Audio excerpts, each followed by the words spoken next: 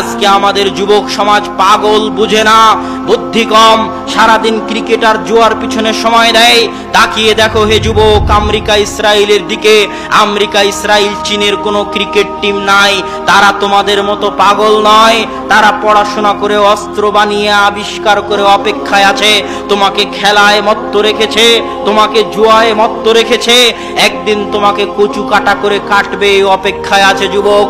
তোমার বুদ্ধি কম, তুমি বুঝতে পারো না। যাও তুমি পদ্মা সেতুতে গিয়ে দেখো, যারা আজ পদ্মায় ইঞ্জিনিয়ার, ম্যানেজার, ডিজাইনার, সবাই চায়না, কোরিয়া থেকে ভাড়া করে আনা। আর মাথায় ইট পাটকেল নিয়ে পাইলের মধ্যে ফেলতেছে যে লেবার, ওই লেবার হচ্ছে বাঙালি, বাংলাদেশি। এত অধপতন কেন? এইভাবে যদি মদ, গাঞ্জা, ফেন্সিডিল আর অবৈধ সম্পর্ক নিয়ে ব্যস্ত থাকো যুবক, তাহলে চিরদিন লেবারিগিরি করেই খেতে হবে। অতএব এখনই সজাগ হতে হবে, আত্মমর্যাদাশীল হতে হবে, নিজেকে দাম দেওয়া শিখতে হবে। দাম দেওয়া কাকে বলে? আত্মমর্যাদা কাকে বলে?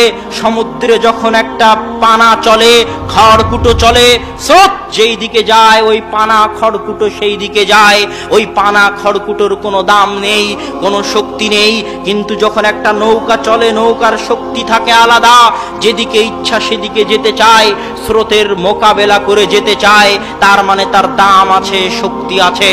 যুবক, যখন তুমি কোনো খেলা দেখে খেলোয়াড়ের অনুসরণ করতে চাও, কোনো মুভি ছবি দেখে যেই নায়কের অনুসরণ করতে চাও, মা এবং বোনেরা যখন সিরিয়াল দেখে সেই সিরিয়ালের নায়িকার অনুসরণ করতে চায়, পাখির ড্রেসের অনুসরণ করতে চায়, তখন বুঝতে হবে তাদের মধ্যে আত্মমর্যাদা নেই। তারা নিজেদেরকে দাম দিতে জানে না।